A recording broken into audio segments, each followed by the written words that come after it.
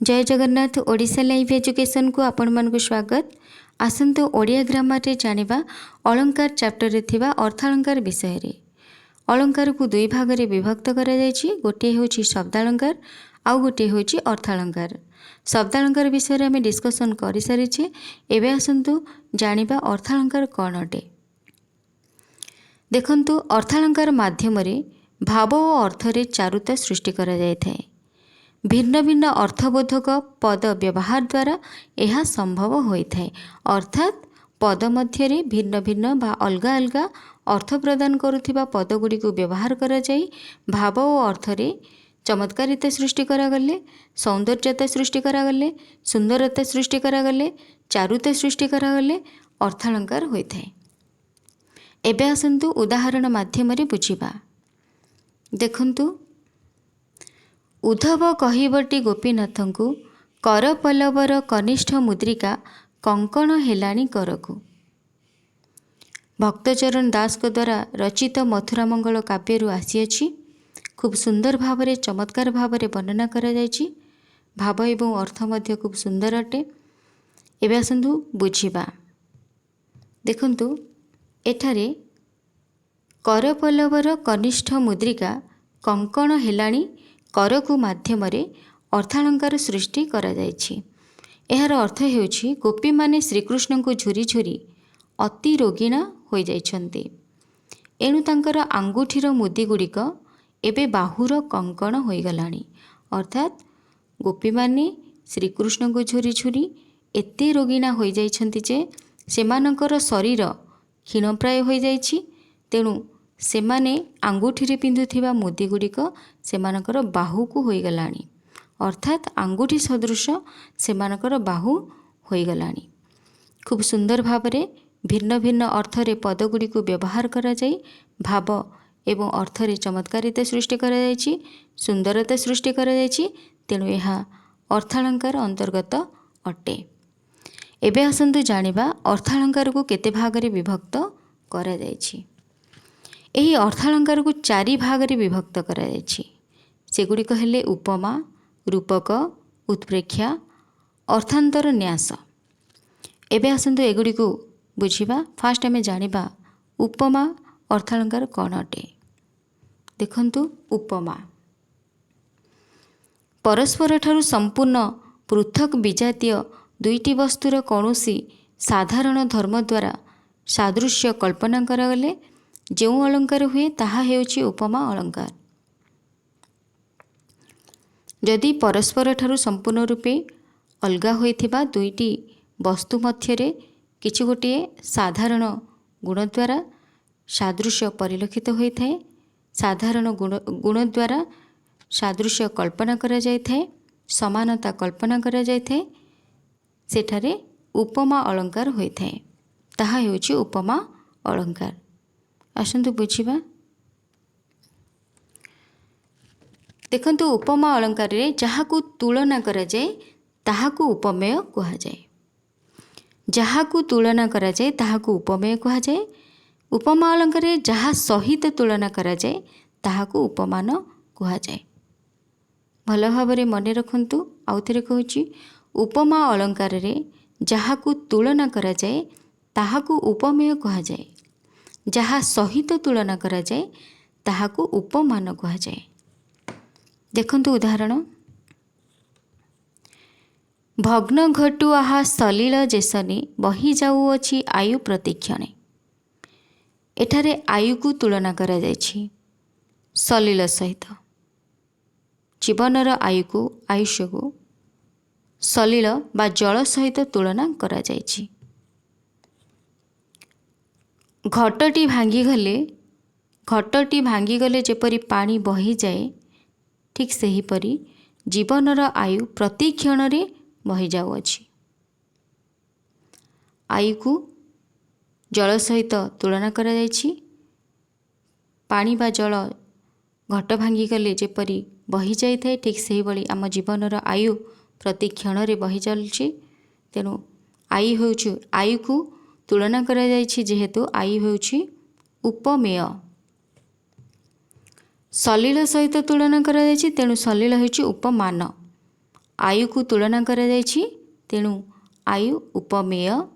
सलिल सहित आयु को तुलना कराଯାଇଛି, सलिल सहित जेहेतु तुलना कराଯାଇଛି सलिल ହେଉଛି उपमान। बही जाऊअछि, जल जेमती बही जाऊअछि ठीक सेहीपरि आयु मध्य बही जाऊअछि। घटटी भांगीगले जेपरि जल बही जाऊअछि ठीक सेहीपरि प्रति क्षण जीवनर आयु बही जाऊअछि। तेणु बही जाऊअछि साधारण धर्म अटे, साधारण धर्मर सादृश्य अटे, साधारण गुणर सादृश्य। जेमती आयु बही चलछि, सलिल बही चलछि बा जल बही चलछि। ठीक अच्छे, सेमती आउ गोटे उदाहरण देखंतु। माँ धरणी परी सहनशीला। एठारे माँ को तुलना कराଯାଇଛି, माँ को तुलना कराଯାଇଛି। माँ हेउछि उपमेय। कहा सहित तुलना कराଯାଇଛି? धरणी सहित। माँ को धरणी सहित। धरणी हेउछि बा पृथ्वी हेउछि उपमान। माँ को तुलना कराଯାଇथिबारु माँ ହେଲା उपमेय। धरणी सहित तुलना कराଯାଇथिबारु धरणी हेउछि उपमान। साधारण धर्म हेउछि सहनशीलता। माँ पृथ्वी परी बा धरणी परी सहनशीला, तेणु सहनशीला है साधारण धर्म, साधारण गुणर सादृश्यता, साधारण गुणर सादृश्य बा समानता।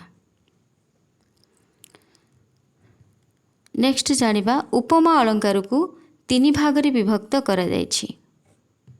उपमा अलंकार को तीन भाग रे विभक्त करा जायछि। पूर्णोपमा अलंकार, लुप्तोपमा अलंकार, मालोपमा अलंकार। मन रखंतु उपमा अलंकार को तीन भाग रे विभक्त करा जायछि। पूर्णोपमा अलंकार, लुप्तोपमा अलंकार, मालोपमा अलंकार। आसंतु सेगुडी को डिस्कशन करबा। देखंतु पूर्णोपमा अलंकार कौन अटे आसंतु जानिबा। जेउ पदटी उपमा अलंकार समस्त गुण गुड़िकर स्पष्ट उल्लेख थाए, यथा उपमेय, उपमान, साधारण धर्म और उपमावाचक शब्द जोठारे थाए सेठारे पूर्णोपमा अलंकार होइथाए। अर्थात जेउ उपमा अलंकार रे उपमेय, उपमान, साधारण धर्म और उपमावाचक शब्द एही चारि गोटी उपादानर उल्लेख थाए ताहाकू पूर्णोपमा अलंकार कहा जाए। उपमेय, उपमान, साधारण धर्म बा साधारण गुण और उपमावाचक शब्द जदि रही ताहले ताकू पूर्णोपमा अलंकार कहा जाए। उदाहरण माध्यम रे देखंतु। पूर्वरु दिया जाइथिबा उदाहरण नेबा, जेमति कि भग्न घटुआहा सलिल जेसने बही जाऊअछि आयु प्रतिक्षण। भग्न घटुआहा सलिल जेसन बही जाऊअछि आयु प्रतिक्षण। एही पदरे आयु को तुलना करा जाइथिबारो आयु हेला उपमेय। जल सहित बा सलिल सहित तुलना करा जाइथिबारो सलिल हेउछि उपमान। बही जाऊअछि जेमती घटरू पानी, घट भांगी गले पानी बही जाऊअछि ठीक सेहीपरि आम जीवनर आयु बही जाऊअछि। बही जाऊअछि होछि साधारण गुण बा धर्म। उपमावाचक शब्द हेउछि जेसन। उपमावाचक शब्द हेउछि जेसन। अर्थात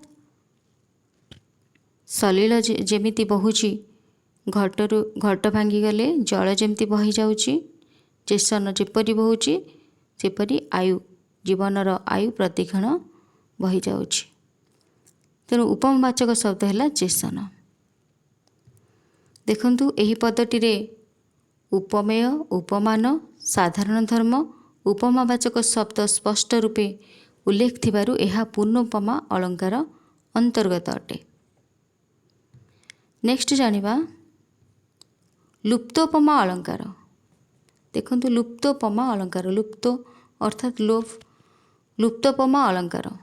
जेउ पदरे उपमेय, उपमान साधारण धर्म अथवा उपमावाचक शब्द मध्यरु गोटिए बा दुईटीर लोप होइथाए ताहाकू बा ताकू लुप्तोपमा अलंकार कुहाଯାଏ।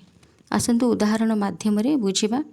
जो पदरे उपमेय उपमान साधारण धर्म अथवा उपमावाचक शब्द मध्यरु गोटे बा दुईटी बा एकाधिकर लोप होइथाए ताहाकू लुप्तोपमा अलंकार कुहाଯାଏ।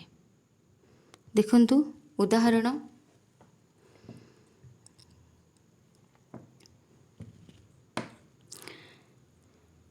चारुचंद्र नना चंपक बरणा काली एही बाटे गला चंद्र अवंतस नंदन जन्म तिथि चंद्र मते कला। यह चंद्र एही पदरे चारुचंद्र नना चंपक बरणार अर्थ हेउची गोरी सुंदरी। देखंतु चंद्र अवतंस नंदन चंद्र अवतंसर अर्थ हेउची महादेव बा शिव। चंद्र अवतंस शिव नंदन शिव बा महादेवंकर पुत्र हेउछंती गणेश। जन्मतिथि चंद्र अर्थात गणेश चतुर्थीर चंद्र गणेश चतुर्थीर चंद्र। देखंतु एही पदरे चारु चंद्रानना चंपक बरणार अर्थ हेउची गोरी सुंदरी। चंद्र अवतंस हेउछंती महादेव बा शिव। चंद्र अवतंस नंदन हेउछंती शिवंकर पुत्र गणेश। जन्मतिथि चंद्र गणेश चतुर्थीर चंद्र। भल भाव देखंतु चारुचंद्र नना चंपक बरण अर्थ है गोरी सुंदरी। चंद्र अवतंस शिव महादेव नंदन चंद्र अवतंस नंदन हेउछंती शिवंकर पुत्र गणेश। जन्मतिथि चंद्रर अर्थ हेउची गणेश चतुर्थीर चंद्र। देखंतु एठारे एहार अर्थ हेउची गणेश चतुर्थीर चंद्र को जेपरी केही चाहती नहीं ठीक सेहीपरि गोरी सुंदरी काली एही रास्तारे जीवा समय रे मोते चाहि नथिला। तेणु उपमेय हेउची चंद्र अवतंस नंदन जन्मतिथि चंद्र जहाँकि अर्थ हेउची गणेश चतुर्थीर चंद्र। तो यह हेउची उपमेय उपमान हेउची चारु चंद्रनना चंपक वर्ण गोरी सुंदरी। गणेश चतुर्थीर चंद्र को तुलना करा जायछि काहा सहित गोरी सुंदरी सहित। तेणु उपमेय है चंद्र अवतंस नंदन जन्मतिथि चंद्र गणेश चतुर्थी। उपमान है चारु चंद्रनना चंपक वर्ण गोरी सुंदरी। एही पदरे साधारण धर्म हेउछि न चाहिबा कहीं ना यार अर्थ हेउछि गणेश चतुर्थीर चंद्र को जेपरी केही चाहती नहीं बा न चाहती ठीक सेहीपरि गोरी सुंदरी काली एही रास्ता रे जीवा समय रे मते चाहिला नहीं बा न चाहिबा हेउछि साधारण धर्म बा साधारण गुण किंतु एठारे लुप्त होइछि लोप पाइछि। तेणु एठारे लुप्तोपमा अलंकार होइछि। नेक्स्ट देखिबा मालोपमा अलंकार। देखंतु मालोपमा अलंकार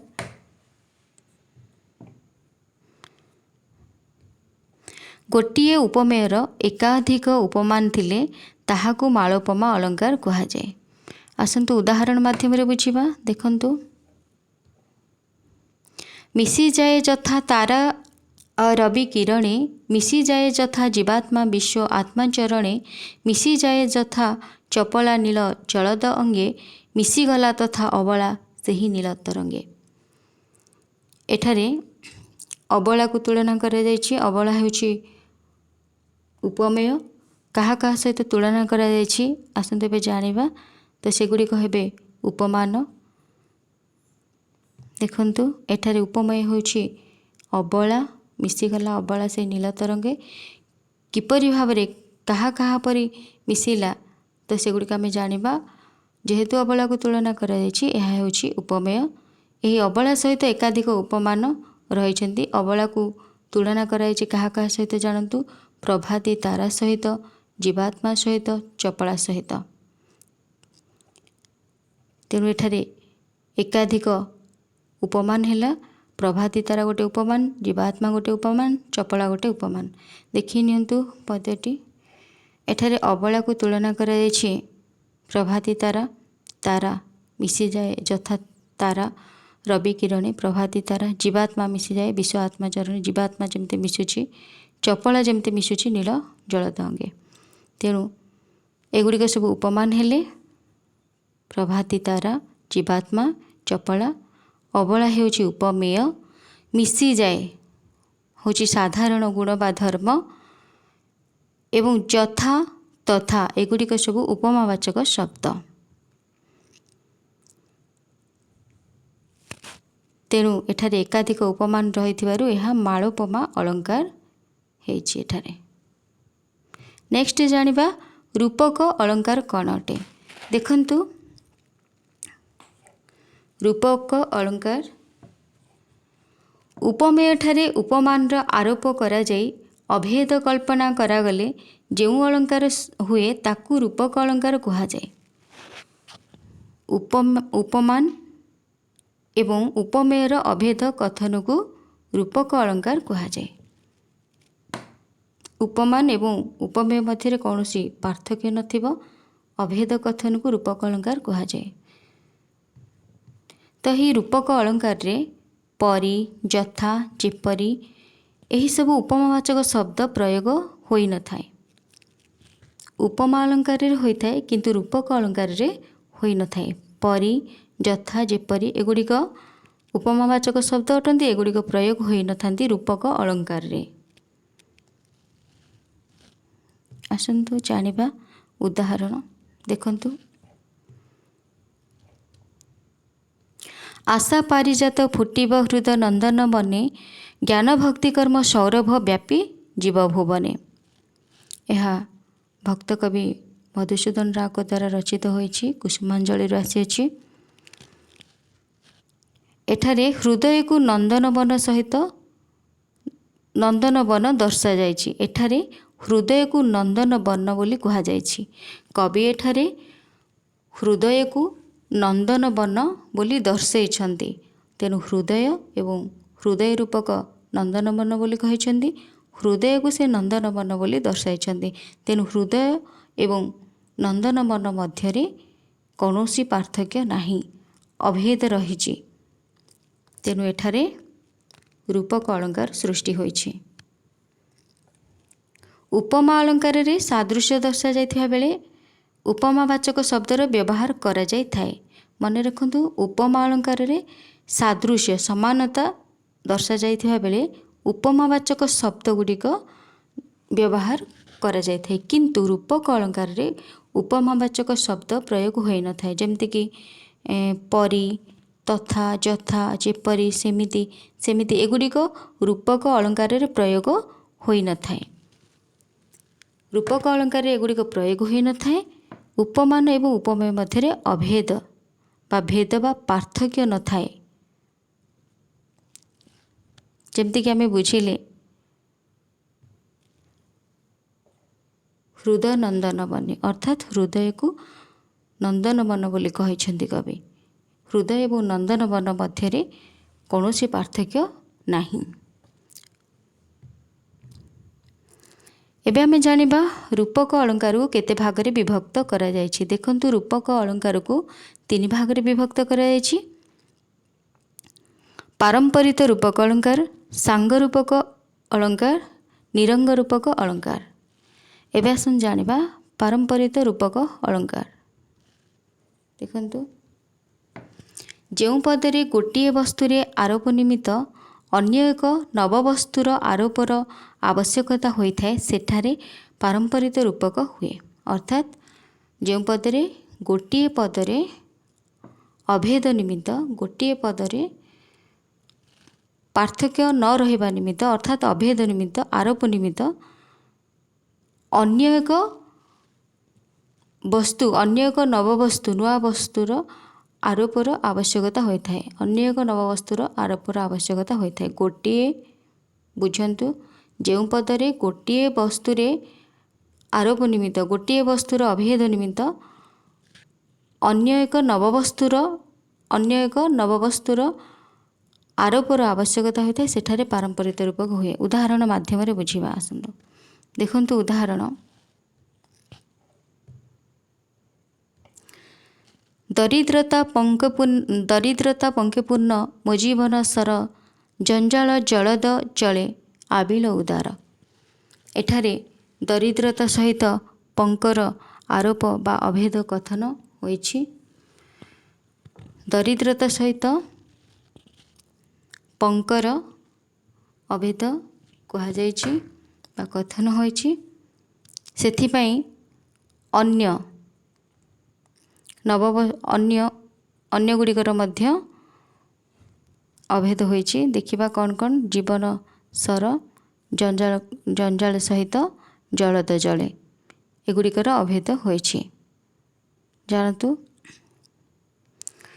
गोटिए आरोप यार अर्थ होउछि गोटिए आरोप अर्थात दरिद्रता सहित पंकर आरोप होइछि। एथिପାଇଁ आउ जो अन्य दुईटी आरोपण कराइछि आरोपणर कारण यही गोटिए आरोप अटे दरिद्रता पंक। आमे जानिछे गोटिए आरोप पाई अन्य वस्तुर आरोपर आवश्यकता रही है। तेणु एठारे गोटिए आरोप होइछि दरिद्रता पंक। दरिद्रता और पंक मध्य अभेद रही आरोप सृष्टि कराଯାଇଛି। एथिପାଇଁ आउ दुईटी आरोपण कराଯାଇଛି बा आरोप कराଯାଇଛି आउ दुईटीर जेमतिक जीवन सर जंजाल जलद जले।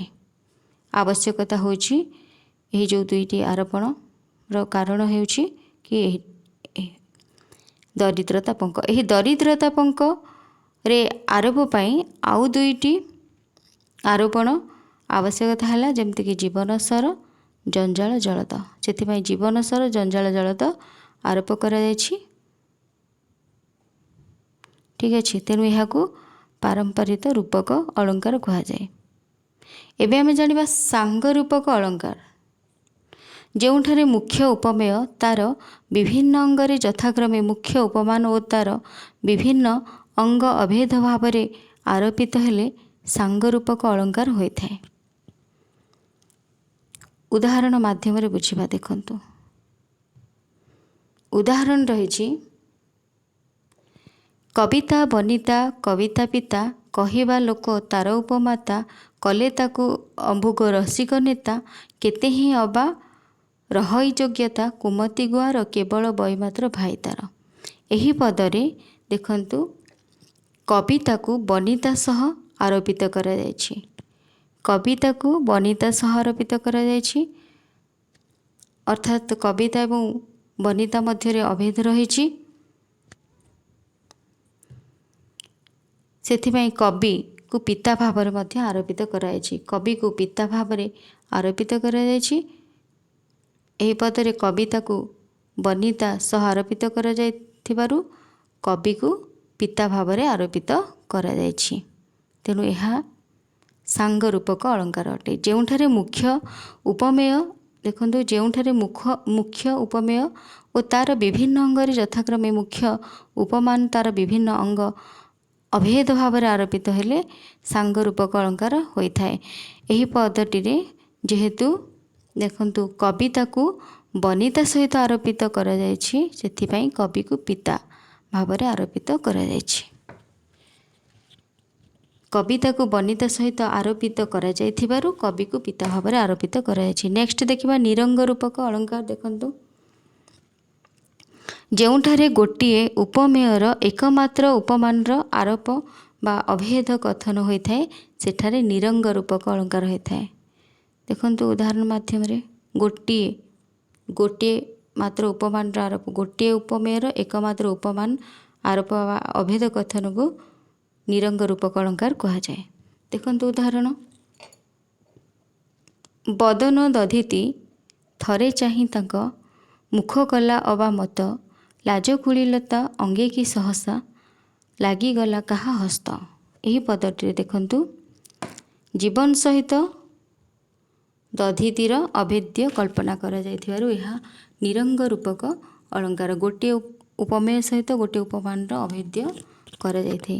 ତେଣୁ ଏହି ପଦରେ ବଦନ ସହିତ ଦଧିତିର ଉପମେୟ ବଦନ ଉପମାନ ଦଧିତି ବଦନ ସହିତ ଦଧିତିର ଅଭେଦ୍ୟ କଳ୍ପନା କରାଯାଇଥିବାରୁ ଏହା ନିରଙ୍ଗ ରୂପକ ଅଳଙ୍କାର ଅଟେ। ଏବେ ଆସନ୍ତୁ ଜାଣିବା ଉତ୍ପ୍ରେକ୍ଷା ଅଳଙ୍କାର କ'ଣ ଅଟେ।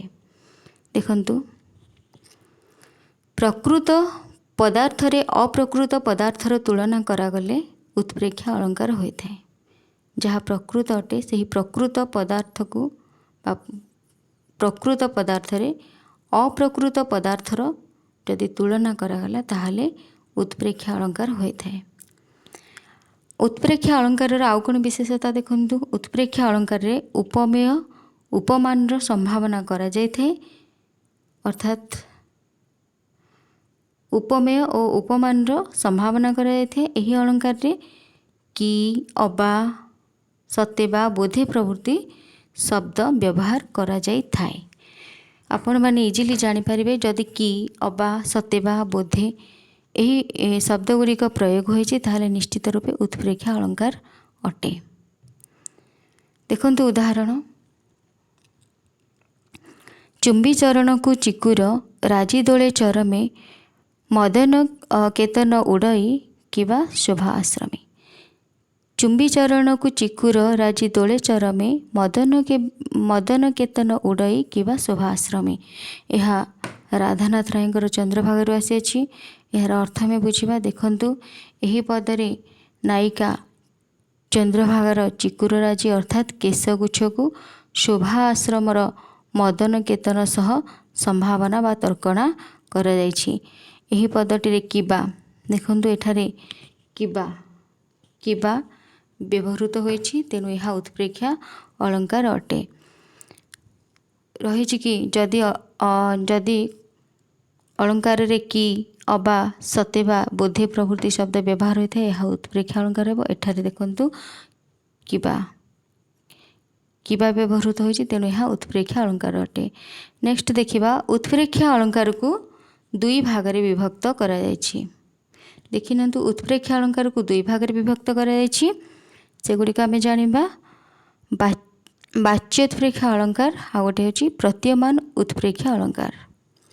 ଉତ୍ପ୍ରେକ୍ଷା ଅଳଙ୍କାରକୁ ଦୁଇ ଭାଗରେ ବିଭକ୍ତ କରାଗଲା ବାଚ୍ୟୋତ୍ପ୍ରେକ୍ଷା ଅଳଙ୍କାର ପ୍ରତୀୟମାନ ଉତ୍ପ୍ରେକ୍ଷା ଅଳଙ୍କାର। ଆସନ୍ତୁ ଜାଣିବା ଫାଷ୍ଟ ହେଲା ଦେଖନ୍ତୁ ବାଚ୍ୟୋତ୍ପ୍ରେକ୍ଷା ଅଳଙ୍କାର। ବାଚକ ଶବ୍ଦ ଯେଉଁ ପଦରେ ବାଚକ ଶବ୍ଦ କି ଏଗୁଡ଼ିକ ସବୁ ବାଚକ ଶବ୍ଦ କି, କିବା, ସତେ, ଯେବେ, ବା ମନେ ରଖନ୍ତୁ ଏଗୁଡ଼ିକ ହେଲେ ବାଚକ ଶବ୍ଦ। ଯେଉଁ ପଦରେ ବାଚକ ଶବ୍ଦ ବ୍ୟବହୃତ ହୋଇଥାଏ ସେଠାରେ ବାଚ୍ୟୋତ୍ପ୍ରେକ୍ଷା ବାଚକରୁ ବାଚ୍ୟୋତ୍ପ୍ରେକ୍ଷା ଅଳଙ୍କାର ହୋଇଥାଏ। ଯେମିତିକି ଉଦାହରଣ ଦେଖନ୍ତୁ ଶ୍ଵେତାଙ୍ଗ ଚଢ଼ାଇ ଗୁହା ସମୁଦ୍ଗତ ନିରଭେଦ କିବା ଉଠେ ଐରାବତ। ଏହି ପଦଟିରେ ଦେଖନ୍ତୁ ଏହି ପଦଟିରେ ପ୍ରକୃତ ବସ୍ତୁ ଶ୍ଵେତାଙ୍ଗ ଚଢ଼େଇ ଗୁହା ପ୍ରକୃତ ବସ୍ତୁ କିନ୍ତୁ ଅପ୍ରକୃତ ହେଉଛି ଐରାବତ। ଅପ୍ରକୃତ ଐରାବତ ସହିତ ତର୍କଣା କରାଯିବା ସଙ୍ଗେ ଆଉ କ'ଣ ବ୍ୟବହୃତ ହୋଇଛି କିବା ବାଚକ ଶବ୍ଦ କିବା ବ୍ୟବହୃତ ହୋଇଛି। ବାଚକ ଶବ୍ଦ ବ୍ୟବହୃତ ହୋଇଥିବାରୁ ଏହା ବାଚ୍ୟୋତ୍ପ୍ରେକ୍ଷା ଅଳଙ୍କାର ଅଟେ ଏବଂ ପ୍ରକୃତ ବସ୍ତୁକୁ ଅପ୍ରକୃତ ସହିତ ସମ୍ଭାବନା କରାଯାଇଛି ତର୍କଣା କରାଯାଇଛି ତେଣୁ ଏହା ବାଚ୍ୟୋତ୍ପ୍ରେକ୍ଷା ଅଳଙ୍କାର ଅଟେ। ତାପରେ ଏବେ ଆମେ ଜାଣିବା ପ୍ରତୀୟମାନ ଉତ୍ପ୍ରେକ୍ଷା ଅଳଙ୍କାର। ଦେଖନ୍ତୁ ଯେଉଁ ଉତ୍ପ୍ରେକ୍ଷା ଅଳଙ୍କାରରେ ବାଚକ ଶବ୍ଦ ବ୍ୟବହୃତ ହୋଇନଥାଏ ଅର୍ଥାତ୍ ଏହି କି, କିବା, ସତେ, ଯେବେ, ବା ଏଗୁଡ଼ିକ ବ୍ୟବହୃତ ହୋଇନଥିବେ ବାଚକ ଶବ୍ଦ ବ୍ୟବହୃତ ହୋଇନଥାଏ ତାହାକୁ ପ୍ରତୀୟମାନ ଉତ୍ପ୍ରେକ୍ଷା ଅଳଙ୍କାର କୁହାଯାଏ। ଦେଖନ୍ତୁ ଉଦାହରଣ ସଖୀ ଅନିନ୍ଦ୍ୟାଙ୍ଗୀ କାନ୍ଦେ ପାର୍ଶ୍ୱେ ସୌନ୍ଦର୍ଯ୍ୟ କାମନ ଜ୍ୟୋତି କମଳ ନୟନୁ ଅବିରଳେ ଝରେ ଅମଳ କରୁଣା ମୋତି। ଏହି ପଦଟିରେ ଦେଖନ୍ତୁ ବାଚକ ଶବ୍ଦ ବ୍ୟବହୃତ ହୋଇନାହିଁ, ଯେମିତିକି କି, କିବା, ସତେ, ଯେବେ, ବା, ବୋଧେ ଆଦି ବାଚକ ଶବ୍ଦ ଏଥିରେ ଏହି ପଦଟିରେ ବ୍ୟବହୃତ ହୋଇନାହିଁ। ତେଣୁ ଏହା ପ୍ରତୀୟମାନ ଉତ୍ପ୍ରେକ୍ଷା ଅଳଙ୍କାର ଅଟେ। ନେକ୍ସଟ ଜାଣିବା ଅର୍ଥାନ୍ତର ନ୍ୟାସ ଅଳଙ୍କାର। ଦେଖନ୍ତୁ ଗୋଟିଏ ତଥ୍ୟକୁ ଅନ୍ୟ ତଥ୍ୟ ଦ୍ୱାରା ସମର୍ଥନ କରାଗଲେ ସେଠାରେ ଅର୍ଥାନ୍ତର ନ୍ୟାସ ଅଳଙ୍କାର ହୁଏ। ମନେ ରଖନ୍ତୁ, ଗୋଟିଏ ତଥ୍ୟକୁ ଅନ୍ୟ ତଥ୍ୟ ଦ୍ୱାରା ସମର୍ଥନ କରାଗଲେ ସେଠାରେ ଅର୍ଥାନ୍ତର ନ୍ୟାସ ଅଳଙ୍କାର ହୁଏ। ଯେମିତିକି ଦେଖନ୍ତୁ ଉଦାହରଣ, କଳଙ୍କ ହିଁ ଥାଇ କଳାକାର କୋଳେ କରଇ ନେତ୍ରରଞ୍ଜନ, ସ୍ୱଭାବ ସୁନ୍ଦର ଅଙ୍ଗକୁ ଜଗତେ ନ ହୁଏ କିସମଣ୍ଡନ। ଅର୍ଥାତ୍ ଏଠାରେ ଅଙ୍ଗରେ ଯାହା ପରିଧାନ କଲେ ସୁନ୍ଦର ଦେଖାଯାଏ। ଏହି ଉକ୍ତିକୁ ଚନ୍ଦ୍ରରେ କଳଙ୍କ ଥିଲେ ମଧ୍ୟ ତାହା ଆଖିକୁ ସୁନ୍ଦର ଦେଖାଯାଏ ଉକ୍ତି ଦ୍ୱାରା ସମର୍ଥନ କରାଯାଇଛି। ତେଣୁ ଏହା ଅର୍ଥାନ୍ତର ନ୍ୟାସ ଅଳଙ୍କାର ଅଟେ। ଗୋଟିଏ ତଥ୍ୟକୁ ଅନ୍ୟ ତଥ୍ୟ ଦ୍ୱାରା ସମର୍ଥନ କରାଗଲେ ସେଠାରେ ଅର୍ଥାନ୍ତର ନ୍ୟାସ ଅଳଙ୍କାର ହୁଏ। ଯେମିତିକି ଅଙ୍ଗରେ ଯାହା ପରିଧାନ କଲେ ସୁନ୍ଦର ଦେଖାଯାଏ, ଏହି ଉକ୍ତିକୁ ଚନ୍ଦ୍ରରେ ଯେତେ କଳଙ୍କ ଥିଲେ ମଧ୍ୟ ତାହା ଆଖିକୁ ସୁନ୍ଦର ଦେଖାଯାଏ ଉକ୍ତି ଦ୍ୱାରା ସମର୍ଥନ କରାଯାଇଛି। ତେଣୁ ଏହା ଅର୍ଥାନ୍ତର ନ୍ୟାସ ଅଳଙ୍କାର ଅଟେ। ଏହିପରି ଭାବରେ ଏଜୁକେସନ୍ ଏବଂ ଏଜୁକେସନ୍ ରିଲେଟେଡ୍ ଇନଫର୍ମେସନ୍ ପାଇଁ ଚ୍ୟାନେଲଟିକୁ ସବସ୍କ୍ରାଇବ୍ କରନ୍ତୁ, ଲାଇକ୍ କରନ୍ତୁ, ସେୟାର କରନ୍ତୁ, କମେଣ୍ଟ କରନ୍ତୁ। ଧନ୍ୟବାଦ।